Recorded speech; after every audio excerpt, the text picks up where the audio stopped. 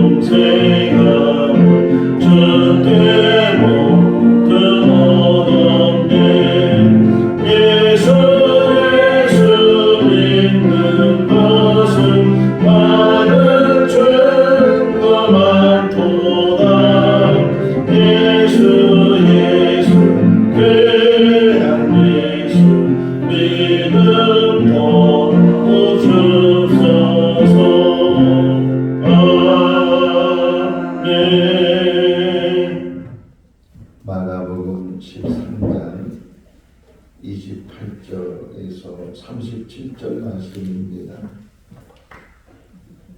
마가복음 13장 28절에서 37절.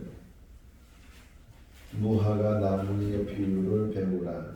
그 가지가 연하여지고 그 잎사귀를 내면 여름이 가까운 줄 아니라.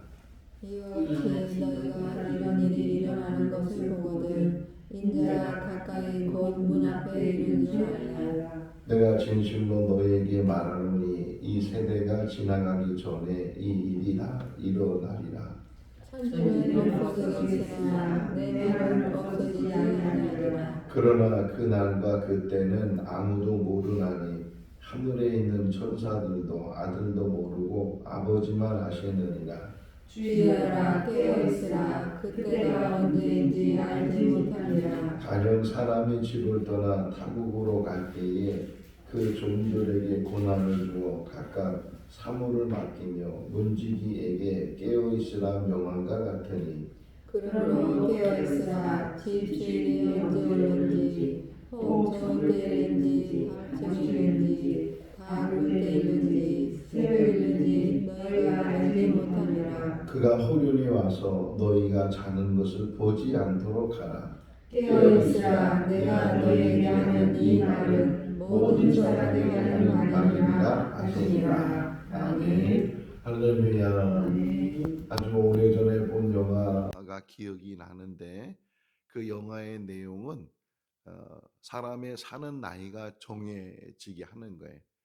그러니까 그 사람이 뭐 건강에 살든 아프게 살든 그런 건 아무 상관없이 딱 그 나이가 되면 이제 삶을 마치게 하는 그러한 제도를 만들어서 사람이 살아가는데 그 삶이 얼마나 짧은지 하다 보니까 그 정한 나이가 딱 되게 되고 또 정한 나이가 되면 끌고 가는 거예요. 사람을 죽이기 위해서 끌고 가고. 그래서 이제 주인공이 이 두 명이 도망을 이제 다니기 시작하는, 또 죽기 싫어서 도망을 다니는 그런 내용의 이야기예요. 만약 이렇게 딱 사람이 사는 나이가 정해져 있으면, 우리도 이 땅에 사는데 당신은 60, 당신은 뭐 70, 뭐 어쨌든 그렇게 나이가 정해져 있으면 내가 이제 얼마를 더 살면 되겠다. 이제 사는 날이 얼마 남았구나. 뭐 이렇게 혹이나 알 수도 있을 수 있고 또 이렇게 아는 것도 그런데 또 그러다 보면 어떤 면에서는 또 두려움이 또 생길 거 아니에요. 나는 이제는 뭐 1 년밖에 2 년밖에 남지 않았구나 하면서 그 삶에 대한 두려움도 갖게 되는데 하나님께서 사람을 만드시고 이 땅에 두시면서 그 나이의 삶을 언제까지 사는지는 아무도 모른다는 거예요. 제가 청년 때 이제 1 년에 한 번 정도 오살리 기도원에 간 적이 있어요. 그러면 이제 쉬는 시간이 있잖아요. 예배 드리고 쉬는 시간이 있으면 바로 그 본당 옆에 공동묘지가 있어요. 공동묘지. 그래서 거기 이렇게 묘비를 보는데 묘비를 보게 되면 천차만별이죠. 어떤 사람은 아주 오랫동안 산 사람도 있고 또 어떤 사람은 아주 어릴 때 세상을 떠난 사람도 있고 그냥 그 출생 연도와 사망 연도를 다 이렇게 묘비에다 써 놓으니까 그거를 이렇게 볼 때마다 근데 똑같은 것은 다 이 사람들이 세상을 떠났다는 거예요. 그러니까 오래 사람도 세상을 떠났고 짧게 사는 사람도 세상을 떠났고 그런데 이렇게 세상을 떠난 사람들이 자기가 그 나이에 이제 세상을 떠난다 하는 것을 알았던 사람이 물론 뭐 이렇게 큰 병에 걸려서 당신은 몇 개월 못 삽니다. 뭐 이런 이야기를 의사들한테 들은 사람도 혹 있지만 오히려 건강하게 살다가 갑자기 세상을 떠나는 그런 일들도 있게 되는데 아무도 모른다는 게. 그런데 증상이라는 게 있죠. 사람의 증상이라는 게 있고 또 이제 이 세상 떠나게 되면 어느덧 뭐 느낌이라는 것도 있고 뭐 그런 것들이 있을 텐데 우리가 이 땅에 사는 날 동안 그것이 언제인지 모르지만 그럼에도 불구하고 이 땅에 사는 날 남은 삶 그것이 얼마인지 모르는데 그 남은 삶은 제대로 살자. 이제까지 살아온 거 뭐 다 되돌릴 수는 없지만 지금부터라도 늦었지만 지금부터라도 우리에게 주어진 이 시간 속에서 이 세월 속에서 내가 무엇을 하면서 살아야 되는지 하는 것들을 잘 생각을 하면서 살면 좀 더 보람 있게 좀 더 가치 있게 우리의 삶을 살지 않겠나 생각이 돼요. 13장 처음 시작이 뭐냐면 이 제자들과 더불어 예수님께서 예루살렘에서 이제 나가시면서 제자들이 물었어요. 이제 성전을 보면서 또 성벽을 보면서 이 도리의 돌들은 어떻게 되겠습니까? 엉뚱한 질문을 했거든요. 근데 예수님께 그 질문을 받으시면서 이 돌 위의 돌도 남지 않을 것이다. 다 무너지게 될 것이다. 그러면서 그런 때가 어떤 징조가 있습니까? 이제 마지막 때에 대한 또 질문을 하게 돼서 마지막 때가 되면 이러한 징조들이 일어나게 될 것이다. 이렇게 설명하면서 지금 오늘 본문이 같이 연결되어 있는 거예요. 그럼 처음에 이제 하시는 말씀이 무화과 나무를 통해서 배우라 그래. 무화과 나무를 통해서 배우라. 입이 무성해지면 여름이 가까운 것을 아는 것처럼 내가 이제까지 얘기한 일들이 주변에서 또 삶 가운데서 일어나게 되면 때가 이제는 마지막이 가까웠구나 하는 것들을 알고 지혜를 얻어라 하는 것을 우리에게 이야기를 해주고 있어요. 우리 주변에 일어나는 일들을 보면 지금 예수님이 말씀하시는 마지막 때에 일어나는 일들이 너무 많이 지금 보여지고 들려지고 있잖아요. 어제 세상의 종말에 대한 이야기를 말씀을 드렸는데 대부분의 많은 사람들은 이 별의 충돌이라고 생각을 해요. 어떤 별이 이 지구와 크게 충돌을 해서 이 지구가 완전히 부서지고 없어지는 그런 종말이 올 수 있겠다 이런 말도 하고 또 어떤 사람들은 지금 인간이 만든 무기들 대표적인 게 핵이잖아요. 이 핵무기들이 지금 인간을 위협하고 있는데 그래서 핵시계라는 게 있어요. 핵시계가 12시 딱 되면 이제 이 핵으로 인해서 지구가 멸망하게 되는데 지금 몇 분 안 남았거든요. 이 핵시계의 그 분침이 왔다 갔다 하기도 하는데 지금 보세요. 이스라엘하고 이란하고 지금 막 무기를 쏘잖아요. 본토에다가 무기를 쏘고 그러는데 지금 이란은 핵을 가지고 있어요. 완전히 핵이 있다는 것은 증명하지 않았지만 그럼에도 불구하고 북한도 그렇고 이란도 그렇고 또 몇몇 나라들이 대표적인 게 지금 러시아와 미국이 핵을 가지고 있는데 그 나라들이 가지고 있는 핵만 가지고도 이 지구가 몇 번씩이나 멸망할 정도로 그 파괴력이 대단하다는 거예요. 혹이나 누군가가 나쁜 마음을 가지고 핵 전쟁을 시작하게 되면 이거는 다 죽게 돼 있어요. 우리는 안전한가? 우리도 안전하지가 못해.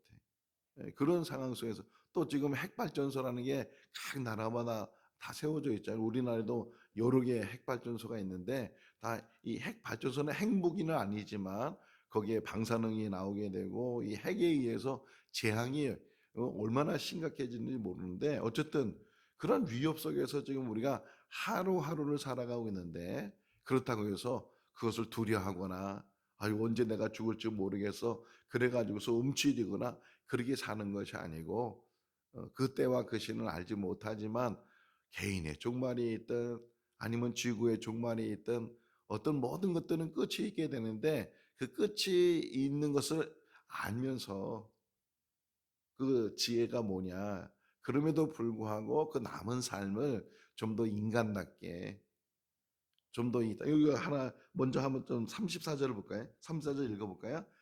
가령 사람이 집을 떠나 타국으로 갈 때에 각각 사물을 맡기며 문지기에게 깨어 있으라 명함과 같으니라. 어떻게 보면 이게 마태복음 25장에 나온 달란트 비유하고 좀 비슷한데 그 주인이 집을 떠나기 전에 그 종들에게 그 재능에 따라서 5달란트, 2달란트, 1달란트를 주었다.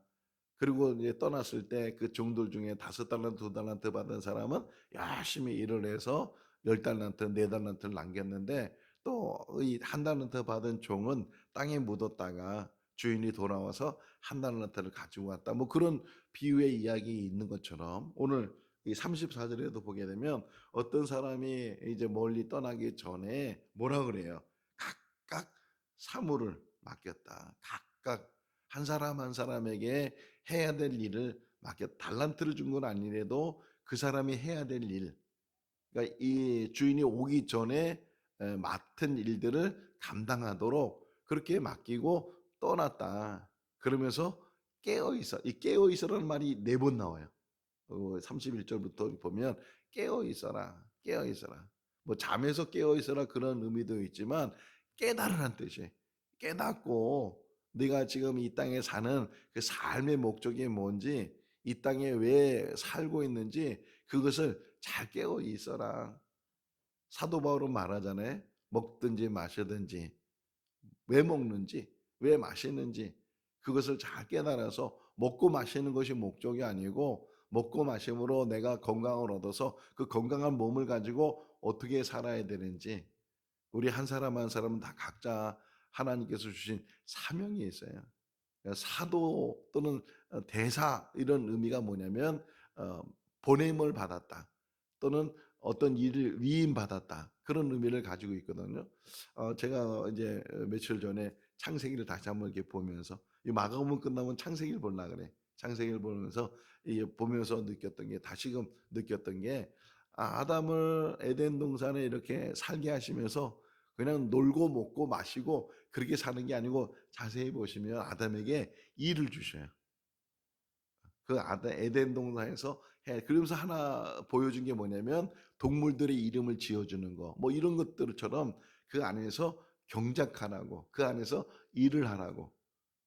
그러니까 뭐 하나님이 주시는 것이 뭐 소풍 가고 뭐 이 땅에 사는 날 동안 내가 뭐 흥청망청 먹고 놀고 이런 삶을 사는 것이 아니고 각자에게 주어진 일들이 있다는 게 각자에게 주어진 일들을 잘 감당하다가 하나님이 부르시면 그때가 언제인지 모르지만 그때 하나님 앞에 가게 되면 그것이 사도 바울이 말할 때는 그것이 상급이라는 거예요. 그러니까 구원은 믿음을 통해서 거저받는 값없이 받은 하나님의 은혜라고 한다면 구원받은 사람이 이 땅에 살면서 각자 주어진 사명, 각자 주어진 사무, 각자 주어진 달란트 이런 것을 잘 감당하다가 그래서 하나님 앞에 서게 됩니다. 근데 또 중요한 게 달란트 비유 말씀을 들었는데 5달란트 받은 사람이 10달란트 가져온 것하고 2달란트 받은 사람이 4달란트 가져온 것하고 칭찬하는 게 똑같아요. 어떻게 보면 10개 가져온 사람이 더 많이 가져왔으니까 더 많은 칭찬을 해줘야 되고 4개 가져온 사람은 10개보다 적으니까 덜 칭찬을 해줘야 되는데 거기 성경에 보면 토시 하나 안 틀리더라고요.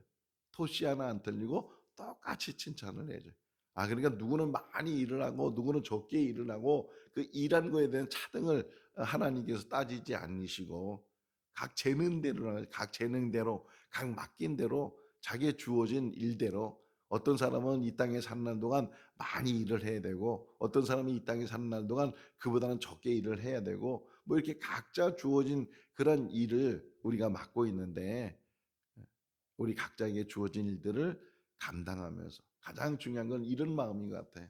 내가 이 땅에 그래서 이런 말을 하더라고 어떤 분이 사람은 언제까지 사는가가 중요한 게 아니고 어떻게 사느냐가 중요하다. 이 말에 감동이 돼서 대부분 많은 사람들은 언제까지 산자에 관심만 있어. 더 하루라도 더 살고 싶어하고 물론 건강해서 오래 사는 것 이거 뭐 어떻게 보면 좋은 일이지만 근데 거기에 너무 관심이 있다면 뭐 계속 우리가 얘기하는 게 오래전에 들은 얘기 중에 웰빙 우리가 잘 사는 게 뭐냐 웰빙 요즘은 웰다잉 얘기도 나오는데 웰빙 거기서 뭐 이게 뭐 음식도 막 가려서 먹고 뭐 이렇게 물론 건강 관리 잘하고 그래서 좀 더 건강하게 오래 사는 것 이것도 한번 이 땅에 살면서 귀한 일이고 중요한 일이지만 그러나 더 중요한 일이 있다면 이 땅에 사는 날 동안 각자에게 맡겨진 일들 그러니까 언제까지 살 거냐의 중심보다는 어떻게 살 거냐의 중심 속에서 하루를 살더라도 올 1년만 살더라도 우리 각자의 주어진 일들을 감당하는 그렇다고 해서 뭐 우리가 뭐 발명가도 아니고 뭐 대단한 일을 할 만한 그런 위인이 아니라 할지라도 각자 주어진 일 속에서 기도하면서 어제는 봤잖아요. 어제 보니까 밭에 있는 사람들, 지붕에 있는 사람들 내려오지도 말고 뭐 뒤돌아보지도 말고 그렇게 말씀. 디모데 후서에도 그 나와요. 우리가 군사로 뽑힘을 받았으면 또 농사 짓는 사람이 일을 하기 시작하면 뒤돌아보지 말고 또 군사로 뽑힘받은 사람은 그 뽑힘받은 사람을 위해서 최선을 다해서 충성을 다하는 것처럼 그렇게 살아야 된다고 말하는데 우리들도 이 땅에 사는 날 동안 딱 한 가지 같아요. 믿음으로 사는 것. 끝까지 그 믿음 놓치지 않고 하나님만 바라보고 하나님과 교제하고 뭐가 여러분 행복하세요? 뭐가 즐거우세요? 물론 뭐 맛있는 거 먹는 것, 어디 좋은 데 구경 가는 것, 뭐 갖고 싶은 것 사는 것 그런 것도 어떤 면에서는 행복하고 즐거움이 있을 수 있지만 가장 우리의 즐거움은 하나님과 교제하는 것. 에녹과 같은 삶. 에녹. 에녹은 어떤 삶을 살았어요? 하나님과 동행하는 삶. 또 히브리서 11장 5절에 보니까 하나님을 기쁘시게 하는 삶. 하나님과 동행하고 하나님을 기쁘게 하고 아무도 몰라줘도 아무도 나에 대해서 관심을 갖지 않아도 늘 하나님이 나를 지켜보시고 나하고 교제하시기를 원하시고 어떻게 교제할 수 있어요?